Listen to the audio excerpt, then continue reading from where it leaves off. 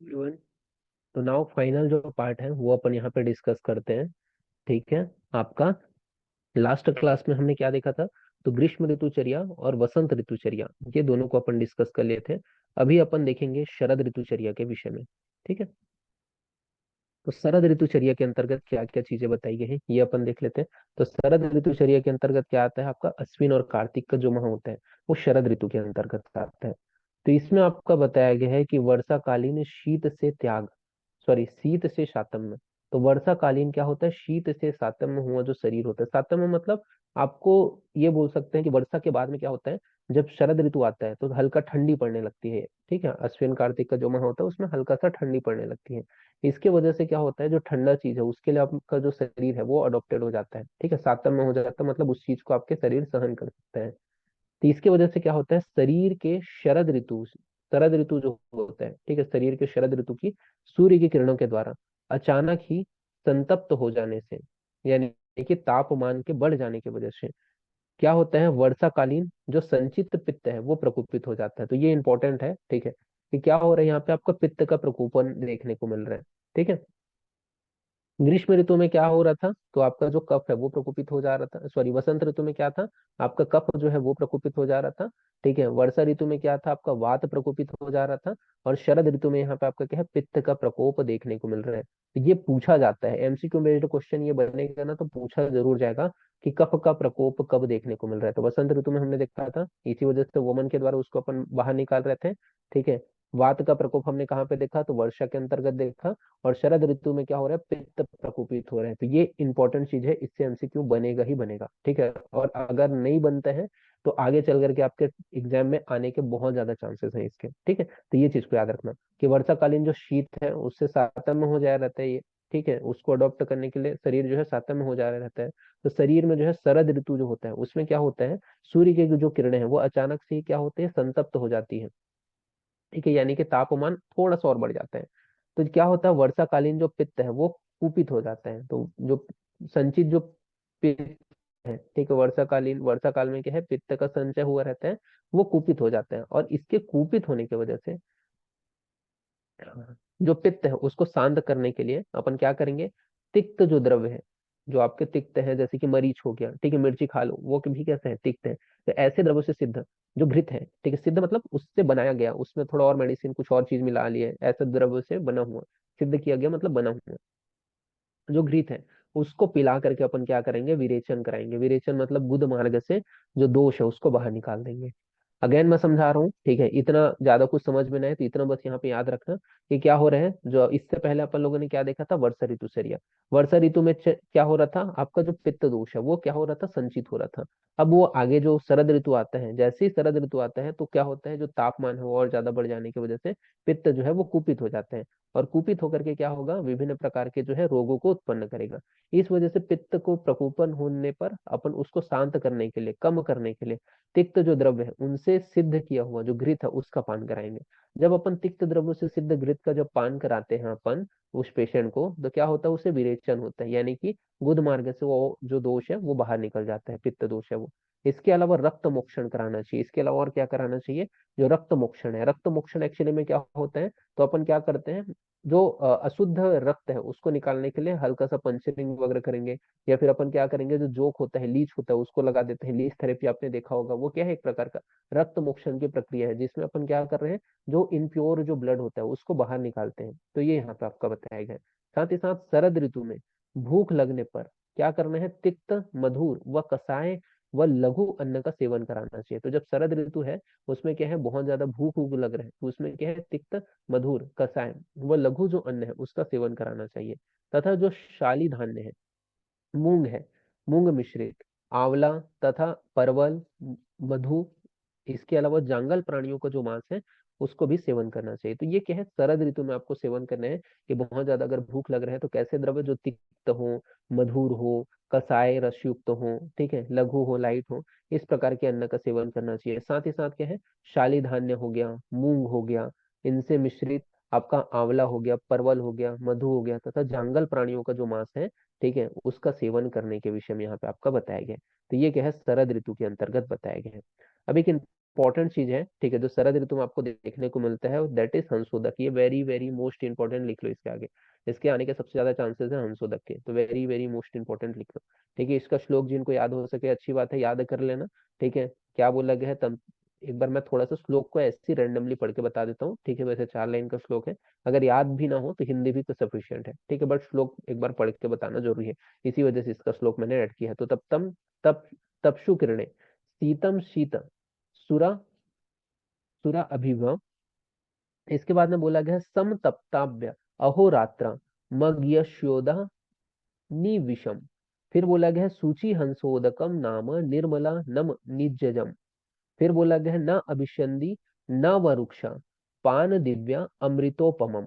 ठीक है, तो ये श्लोक है। ठीक है, जिनको याद हो सके तो याद करना, अदरवाइज नहीं भी करते हो तो इसका हिंदी तो नेसेसरी है, हर एक बच्चे को याद होना चाहिए। और पूछा भी जाता है क्या बोला गया है यहाँ पे। तो क्या बोला गया है, तो तप्त सूर्य किरणें, यानी कि जब क्या होता है शरद ऋतु में, शरद की ऋतु में जो जल होता है, वाटर जो होता है, वो क्या होता है सभी स्थानों में सारे दिन क्या होता है सूर्य की किरणों की वजह से वो क्या हो जाता है संतृप्त हो जाता है। संतप्त मतलब गर्म हो जाता है। अब जब गर्म होगा, ठीक है, दिन में वो क्या हो गया गर्म हो गया। ठीक है, फिर शीत, शीत ठंडा कब होगा, तो चंद्रमा के प्रकाश में रात के समय क्या होता है, ये किरणों की वजह से, चंद्रमा की किरणों की वजह से रात के समय में शीतल हो रहे हैं। मतलब दिन में सूर्य की किरणों की वजह से वो गर्म हो रहे हैं, ठीक है, रात में क्या हो रहे हैं चंद्रमा की किरणों की वजह से वो क्या हो रहा है शीतल हो रहा है, ठंडा हो रहा है। तथा अगस्त तारा के उदय होने पर, ठीक है, क्या हो रहा है आपका अगस्त तारा के उदय, समन्ताद उदय, यानी कि जो अगस्त तारा होता है उसके उदय होने पर, यानी कि निकलने पर, जब अगस्त तारा निकलेगा, ठीक है, उसके उदय होने पर निर्विष हुआ निर्मल जल। ठीक है, तो निर्विष सुधार लेना यहाँ पे, सब ये वाला सा आएगा। ठीक है, तो निर्विष हुआ, निर्विष हुआ मतलब उसमें जो थोड़ा बहुत भी टॉक्सिसिटी रहेगी वो भी नष्ट हो जाएगी। ठीक है, कुछ भी अगर थोड़ी बहुत टॉक्सिसिटी रहेगी वो भी नष्ट हो जाएगी। और कैसा हो जाएगा निर्मल हो जाएगा, सॉफ्ट हो जाएगा, प्योर हो जाएगा, शुद्ध हो जाएगा। तथा मल का नाश करने वाले, यानी कि हमारे शरीर में जो भी मल होंगे, ठीक है, उसको नष्ट करने वाला होगा। इस जल को क्या बोलेंगे हंसोदक कहेंगे। इस जल को क्या बोलते हैं हंसोदक कहते हैं। अगेन याद करो, ये बहुत इंपॉर्टेंट है। क्या हो रहे हैं शरद ऋतु में हो रहे हैं, ठीक है, ये सभी क्रियाएं। तो शरद ऋतु में जब क्या होता है दिन के समय सूर्य की किरणों से क्या होता है संतप्त होता है, यानी कि गर्म होता है जल। ठीक है, फिर रात के समय चंद्रमा की किरणों की वजह से शीतल होता है, ठंडा होता है। और स्पेशली जब अगस्त तारा निकलता है, ठीक है, तो उसके प्रभाव की वजह से, अगस्त तारा की किरणों की वजह से, प्रभाव की वजह से वो जो जल होता है उसमें अगर थोड़ी बहुत भी टॉक्सिसिटी रहेगी वो खत्म हो जाएगी, अर्थात वो निर्विष हो जाएगा तथा निर्मल और शुद्ध हो जाएगा। ठीक है, सॉफ्ट एंड प्योर हो जाएगा। साथ ही साथ क्या करेगा मल का नाश करने वाला होगा। तो इस जल को क्या कहते हैं हंसोदक कहते हैं, ये यहाँ पे आपका बताया गया है। तो ये चीज को याद रखना। यह जल ना तो अभिसंधि होता है, अभिसंधि कहने का मतलब ये होता है यह जो जल है वो न ही कफ को बढ़ाएगा, अभिसंधि कारक मतलब कफ को बढ़ाने वाले को अभिसंधि बोलते हैं। तो न ही ये जो जल होता है हंसोदक जिसे अपन बोल रहे हैं, वो न ही आपका क्या है कफ को बढ़ाता है, न ही शरीर में ड्राइनेस यानी कि वात को, रुक्षता को बढ़ाता है। कहने का तात्पर्य यह है कि यह जो जल होता है वो क्या करता है वात और कफ दोनों को कम कर देता है, उसका समन करने का काम कर रहे हैं। ठीक है, तो वात और कफ दोनों का शामक होता है, क्योंकि ये अभिसंधि गुण को उत्पन्न नहीं कर रहा है, यानी कि कफ को भी नहीं बढ़ा रहे हैं, न ही रुक्षता को उत्पन्न कर रहे हैं, न ही रुक्ष मतलब वात का ही गुण है, ठीक है, तो उसको भी नहीं बढ़ा रहे हैं। इस वजह से ये क्या होता है कफ और वात दोनों का समन करते हैं। और इसको पीते हो अगर संशोधक जो जल है, ठीक है, अगर उसको पीते हो तो वो शरीर में क्या है अमृत के समान जो है आपके शरीर में बेनिफिट करेगा। ठीक है, यानी कि अमृत के समान होता है। इस वजह से इसे अपन क्या बोलेंगे हंसोदक कहेंगे। तो अमृत के समान जैसे आपका अमृत होता है वो आपके लिए शरीर के लिए बेनिफिशियल होता है। ठीक है, वो आपके शरीर को और बढ़ाएगा और लंबे समय तक जीवित रहोगे, कोई भी रोग को नहीं होने देगा। तो अमृत के समान लाभ कर आपको हंसोदक को बताए गए। ठीक है, तो ये चीज को याद रखना कि न ही अभिसंधि होगा न ही रुक्ष होगा। इसका तात्पर्य यह जो जल होगा वात कफ शामक होगा और पीने में अमृत के समान होगा, इसे अपन क्या बोलेंगे हंसोदक कहेंगे। कौन सा ये दिखाई दे रहा है, तो शरद ऋतु में बताया गया। शरद ऋतु में जो है चांदनी का सेवन बताया गया है, कि मतलब चांद की जो रोशनी है उसके ऊपर आपको रहना चाहिए, उसका जो है लेना चाहिए प्रकाश, कि रात्रि के आरंभ से जो चंदन कुशीर ये सुगंधित चीज है, ठीक है, चंदन हो गया कुशीर हो गया तथा मोतियां हो गया, इनका हार पहन करके सुंदर श्वेत वस्त्र धारण करके मकान की छत के ऊपर बैठ करके जो चंद्रमा की जो श्वेत किरणें हैं उसका जो है अपने शरीर के ऊपर पड़ना चाहिए। ठीक है, यानी कि सेवन करना चाहिए। ठीक है, सेवन करना मतलब वही है कि आपके शरीर के ऊपर वो पड़ रहे हैं, उस प्रकार से आपको उस खुले आसमान में बैठ जाना है। तो ये शरद ऋतु में बताया गया है। फिर शरद ऋतु में क्या क्या चीजें आपको नहीं करनी है, ये भी अपन देख लेते हैं। तो शरद ऋतु में त्याज्य चीजों में बताया गया है कि जैसे कि तूषा हो गया, क्षार हो गया, ठीक है, या भर पेट भोजन हो गया, दही हो गया, तेल हो गया, वसा हो गया, धूप हो गया, तथा तीक्ष्ण जो मध्य होता है, दिन में सोना नहीं है, दिवस शयन नहीं करना है, वह पूर्व दिशा की ओर जो है वायु, पूर्व दिशा की जो वायु है उसका भी त्याग देना चाहिए। पूर्व दिशा में जो वायु अगर बह रही है तो उसको भी अपने को सेवन नहीं करना है, उसको भी त्याग देना है। तो ये क्या है, त्याज्य विषय है कि तुषार हो गया, ठीक है, तुषार हो गया, इसके अलावा क्षार हो गया, भरपेट भोजन हो गया, इसके अलावा दही, तेल, वसा, धूप, तीक्ष्ण मध्य, दिवसयन व पूर्व दिशा की जो वायु है उसको त्याग देने के विषय में बताया गया है शरद ऋतु में। तो ये चीज को आपको याद रखना है। साथ ही साथ यहाँ पे अपन एक चीज और बात करते हैं कि ऋतु में, ऋतुओं के अनुसार आहार और उसके क्या क्या गुण है, तो ये भी एग्जाम में पूछा जाता है। ठीक है, तो ऋतु कौन से हैं, तो प्रमुख रूप से 6 ऋतु, हेमंत, शिशिर, वसंत, सॉरी वर्षा, वसंत, ग्रीष्म, शरद। ठीक है, तो इसमें आपका क्या क्या आहार लेना है, कौन से आहार रस का सेवन करना है, आहार के गुण क्या होते हैं, ये भी चीज को थोड़ा याद रखना। जैसे कि हेमंत ऋतु होता है ना, उसमें अपने को क्या है, मधुर, अम्ल, लवण रस का सेवन करना चाहिए, यानी कि माल का सेवन करना है, ऐसे करके याद रखो। तो मधुर, म से, ए से अम्ल और एल से लवण, तो मधुर का सेवन करना है, मधुर अम्ल लवण रस। इसका जो गुण है, आहार का गुण कैसा होना चाहिए, स्निग्ध होना चाहिए यानी कि लुब्रिकेटेड होना चाहिए, व उष्ण होना चाहिए, ठीक है, यानी कि गर्म होना चाहिए। तो एस यू करके याद रखना कि माल एस यू, ठीक है, यानी कि मधुर अम्ल लवण जो आहार है, आहार रस है, ठीक है, उसका सेवन करना है। साथ ही साथ गुण में क्या है, स्निग्ध उष्ण जो गुण युक्त जो आहार है उनका सेवन करना है। तो ये क्या है आपका हेमंत ऋतु, शिशिर ऋतु और वर्षा ऋतु तीनों में सिमिलर रहेगा। ठीक है, तीनों ऋतु में अपने को सिमिलर चीजों का सेवन करना है, malls S S S U, ठीक है, ये चीज याद रखना। फिर बात करते हैं वसंत ऋतु, तो वसंत ऋतु में चेंज हो जाएगा। वसंत ऋतु में क्या होता है, जो तिक्त, कटु तथा कसाय रस जो होते हैं उनका सेवन करने के विषय में बताएगा। तो तिक्त, कटु व कसाय रस का सेवन कब करना है, वसंत ऋतु में करना है। इसमें आहार का जो गुण होता है वो कैसा होता है, रुक्ष उष्ण होता है, ये यहाँ पे बताया गया है। वसंत ऋतु में तिक्त, कटु, कसाय रस का सेवन करना है। इसमें आहार का जो गुण होता है वो कैसा होता है, रुक्ष उष्ण, यहाँ पे बताया गया है। फिर ग्रीष्म ऋतु में कौन सा जो आहार रस है उसका सेवन करना है, तो मधुर आहार रस का सेवन करने के विषय में बताया गया है। और इस आहार का जो गुण होता है वो शीत स्निग्ध होता है, कैसा होता है, शीत स्निग्ध यहाँ पे होता है, ये यहाँ पे आपका बताया गया है।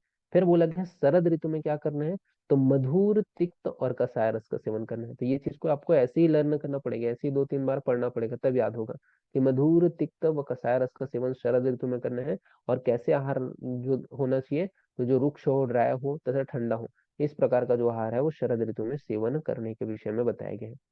फिर बात करते हैं सभी ऋतुओं में सभी रसों का सेवन करना चाहिए। ठीक है, सभी ऋतु में सभी रसों का सेवन कर सकते हो, जो मधुर, अम्ल, लवण, कटु, तिक्त, कस है, 6 रसों का सेवन कर सकते हो। किंतु जिन जिन किंतु क्या होता है, जिस ऋतु में जिन जिन रसों का आदेश दिया गया है उन रसों का बाकी की तुलना में अत्यधिक सेवन करना है। जैसे कि आपका बताया गया है यहाँ पे, ये वाला जो रस उत्पत्ति बताया गया है, ये कौन से रसों की उत्पत्ति होती है ऋतु अनुसार, ये भी आपकी पूछी जा सकती है, तो इसको भी याद रखना। जैसे कि बताया गया है शिशिर ऋतु, तो शिशिर ऋतु जो होता है आपका एक्सट्रीम विंटर का जो समय होता है, उस ऋतु में कौन से रस की उत्पत्ति होती है ये पूछा जा सकता है। याद रखना, तिक्त रस की उत्पत्ति होती है, कौन सा, शिशिर ऋतु में। ठीक है, ये आपके एमसीक्यू में पूछा जा सकता है कि शिशिर रस में कौन सा रस की अधिकता होती है, तो तिक्त रस की अधिकता होती है, ये तिक्त रस की उत्पत्ति होती है।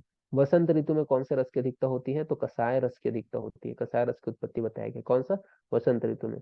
फिर बोला गया है ग्रीष्म ऋतु, तो ग्रीष्म ऋतु में क्या होता है, कटु रस की उत्पत्ति बताया गया है, तो कटु रस जो है वो अधिक होता है। फिर बताया गया वर्षा ऋतु, तो वर्षा ऋतु में क्या होता है, अम्ल रस की अधिकता होती है, तो अम्ल रस की उत्पत्ति बताया गया है। फिर होता है शरद ऋतु, तो शरद ऋतु में क्या होता है, लवण रस की अधिकता होती है, तो लवण रस की उत्पत्ति बताया गया है। फिर बताया गया हेमंत ऋतु, तो हेमंत ऋतु में मधुर रस की अधिकता होती है, तो मधुर रस को यहाँ पे बताया गया है। तो ये आपको याद रखना है, शिशिर में तिक्त रस, वसंत में कसाय रस, ग्रीष्म में कटु रस, वर्षा में अम्ल रस, शरद में लवण रस और हेमंत में मधुर रस, इस प्रकार से यहाँ पे आपका सेवन बताया गया है। क्लियर हुआ। अब यहाँ पे एक चीज और इम्पोर्टेंट पॉइंट है जो आता है आपका 5 मार्क के क्वेश्चन में, ऋतु संधि, इससे भी आपके एग्जाम में क्वेश्चन आता है। ठीक है, तो ऋतु संधि बहुत इंपॉर्टेंट टॉपिक है, और इसको बताते हुए यहाँ पे मैं आपको पासवर्ड भी बता देता हूँ। इस नोट्स का जो पासवर्ड रहेगा वो आपका रहेगा 14AS। ठीक है, 14AS, ये इस नोट्स का पासवर्ड रहेगा, as it is 14AS type करना, ये पीडीएफ आपको ओपन हो जाएगा। तो बात करते हैं बहुत इंपॉर्टेंट टॉपिक ऋतु संधि के विषय में। तो ऋतु संधि के विषय में क्या बताया गया है, तो वर्तमान ऋतु का अंतिम सप्ताह, जो आपका प्रेजेंट ऋतु है, ठीक है, उसका लास्ट 7 डेज, अंतिम सप्ताह, वह आगामी ऋतु जो आने वाला ऋतु है उसका क्या है, प्रथम सप्ताह। ठीक है, यानी कि आने वाला जो ऋतु है उसका स्टार्टिंग का 1 वीक। तो टोटल कितना हो गया, 14 दिन हो गया। तो टोटल जो है कितना हो गया, 14 दिन हो गया। तो इसी को ही क्या बोलेंगे, ऋतु संधि काल बोलेंगे। संधि मतलब आपस में जुड़ना, ज्वाइंट को ही बोलते हैं संधि। तो क्या हो रहा है, जो वर्तमान ऋतु है उसका लास्ट का अंतिम सप्ताह 7 दिन, आगामी ऋतु का जो है स्टार्टिंग का 7 डेज, ये क्या कहलाएगा, 14 दिन ऋतु संधि कहलाएगा। और ऋतु संधि काल में वर्तमान ऋतुचर्या का क्रमशः परित्याग करते हुए आगामी ऋतुचर्या का क्रमशः सेवन प्रारंभ करना चाहिए। तो ये यहाँ पे आपका बताया गया जो ऋतु संधि काल होता है, उसमें क्या है, जैसे कि आपका मान के चलो वर्षा ऋतु जा रहे हैं, ठीक है, और आपका क्या हो रही है, या फिर ग्रीष्म ऋतु जा रहे हैं, ग्रीष्म के बाद में आपका क्या है, वर्षा ऋतु आ रहे हैं। तो क्रमशः अपने को ग्रीष्म ऋतु का अंतिम जो 7 दिन का समय है और वर्षा ऋतु का जो स्टार्टिंग का 7 दिन का समय है, तो इसमें अपने को क्या है, जो आप ग्रीष्म ऋतु में जैसे ठंडा वगैरह खा रहे थे तो उसको धीरे धीरे छोड़ना है। ये 14 जो दिन रहेगा उसमें अपने को क्या करना है, ये जो ऋतु संधि काल है इसमें जो आप वर्षा आ रहे हैं तो अपने को ठंडी वगैरह को, जो ठंडी चीज है आइसक्रीम वगैरह, उसको धीरे धीरे छोड़ना है।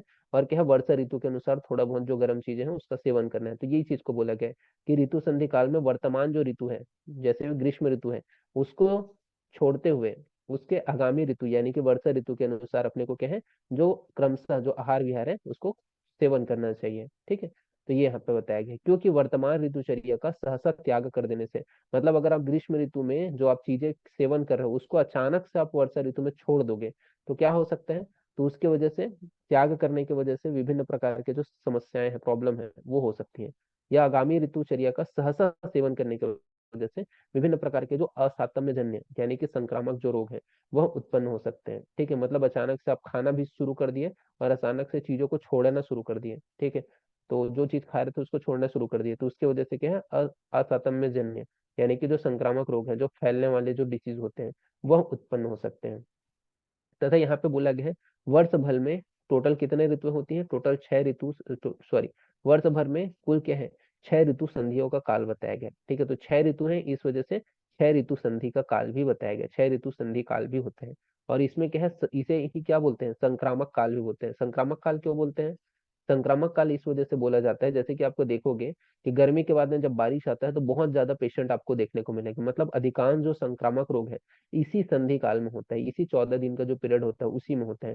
इसी वजह से इसे क्या बोला गया है, संक्रामक काल भी बोला गया है। तो आपको अगर एग्जाम में पूछा जाए ऋतु संधि काल को और किस नाम से जाना जाता है, तो संक्रामक काल के नाम से भी जाना जाता है। साथ ही साथ शरद ऋतु और हेमंत ऋतुचर्या के मध्य का तथा बसंत ऋतु व ग्रीष्म ऋतुचर्या के मध्य का संधि काल सर्वाधिक संक्रामक बताया गया। तो आपको पता है शरद और हेमंत ऋतुचर्या का जो बीच का काल होता है वो, और वसंत तथा ग्रीष्म ऋतुचर्या का जो बीच का काल होता है वो सबसे ज्यादा संक्रामक होता है। सर्वाधिक जब रोग है वो इसी समय उत्पन्न होते हैं।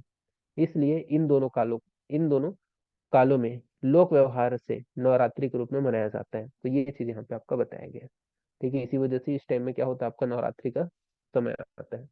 अब यहाँ पे आपका कुछ एमसीक्यू बेस्ड क्वेश्चन है। ठीक है, वैसे इसके 2 पीडीएफ है, क्या बोलना चाहिए, जो एमसीक्यू है उसके, बट यहाँ पे आपको मैं बता देता हूँ क्या है, क्या क्वेश्चन है वो अपन देख लेते हैं। जैसे कि आदान काल को और क्या कहा जाता है, तो आदान काल को क्या कहते हैं, उत्तरायण कहते हैं। ठीक है, जबकि विसर्ग काल को दक्षिणायन कहा जाता है। तो नीचे में क्वेश्चन है, विसर्ग काल को क्या कहते हैं, दक्षिणायन कहते हैं। ठीक है, इसके बाद में आपका नेक्स्ट क्वेश्चन पूछा गया था यहाँ पे, तो अदान काल में नहीं आता है, तो आदान काल के अंतर्गत आपका क्या नहीं आता है, तो हेमंत ऋतु जो है वो नहीं आता है। बाकी आपका शिशिर वसंत ग्रीष्म, इस ये तीनों मिलकर के ही तो क्या बनते हैं, आदान काल का निर्माण करते हैं। तो शिशिर वसंत ग्रीष्म ये आदान काल है। फिर विसर्ग काल में नहीं आता, क्या नहीं आता विसर्ग काल में, तो विसर्ग काल के अंतर्गत जो वर्षा ऋतु है वो नहीं आता है। शिशिर, ग्रीष्म और वसंत ये क्या होते हैं आपके, विसर्ग काल होते हैं। ठीक है, सॉरी, आता है करके पूछा गया है, थोड़ा मैं गलत बोल दिया। ठीक है, आता है करके, तो विसर्ग काल में ये शिशिर, वसंत और ग्रीष्म ये तो आपके आदान काल है, तो वर्षा जो है वो आपका विसर्ग काल के अंतर्गत आता है। ठीक है, तो आता है करके बोला गया ना। फिर उसके बाद में बोला गया है विसर्ग काल में प्राणियों का जो बल होता है वो प्रतिदिन क्या परिवर्तित होता जाता है, तो बढ़ता है कि घटता है, ये जो है सामान्यता रहता है, ये मध्यम रहता है, ये बोला गया है। तो क्या होता है, जो बढ़ता रहता है, जो विसर्ग काल होता है उसमें क्या होता है, बढ़ता रहता है जो प्राणियों का जो बल है वो।